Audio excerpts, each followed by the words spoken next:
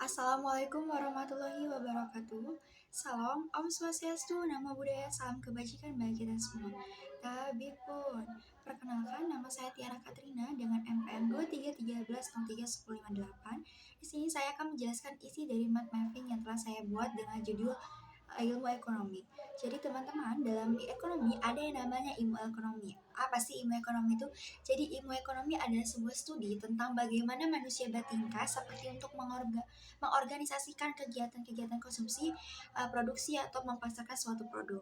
Nah, dalam ilmu ekonomi ada beberapa kelompok, ya terbagi beberapa kelompok. Yang pertama yaitu jenis-jenis ekonomi. Nah, jenis-jenis ekonomi itu di sini dimasukkan dalam kebutuhan manusianya ya, seperti intensitas atau kebutuhan pokoknya, seperti primer, sekunder, dan juga tersier. Juga ada sifat. Sifat itu ada jasmani dan juga rohani. Ada waktu, sekarang dan masa depan, ada subjek, individu dan berkelompok, ada sumber juga yaitu sosial dan juga psikologis. Lalu yang kedua yaitu motif ekonomi. Nah, motif ekonomi itu adalah suatu alasan yang mendorong seseorang untuk melakukan tindakan ekonomi dan jenis motif ekonomi untuk mencari laba dan juga penghasilan yang sebesar-besarnya. Selanjutnya yaitu yang ketiga, sistem ekonomi. Jadi dalam ilmu ekonomi ada juga yang namanya sistem ekonomi, yaitu suatu penggabungan dari berbagai unsur dan juga cara dalam ekonomi yang disatukan untuk mewujudkan tujuan ekonomi dalam suatu negara ataupun dalam suatu perusahaan. Selanjutnya yaitu prinsip ekonomi. Nah, prinsip ekonomi yaitu adalah sebuah usaha yang mengorbankan sekecil-kecilnya untuk mendapatkan hasil yang sebesar-besarnya atau laba yang sebesar-besarnya, atau dapat diartikan sebagai pedoman manusia untuk melakukan tindakan ekonomi.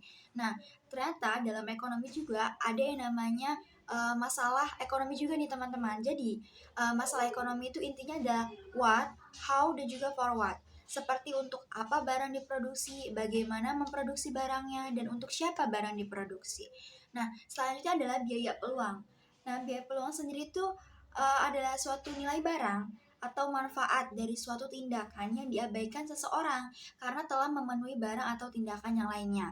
Nah, selain itu, penting sekali bagi kita generasi muda untuk mempelajari dan juga paham terkait uh, ilmu terkait konsep dari ilmu ekonomi. Mengapa? Karena konsep ilmu ekonomi adalah bagian penting dari suatu negara ataupun perusahaan, lebih penting dibandingkan maksud saya penting di suatu negara, karena dengan kita mempelajari konsep ilmu ekonomi, kita akan mengerti bagaimana mekanisme suatu ilmu ekonomi itu berjalan di suatu negara yang berkembang atau negara yang maju.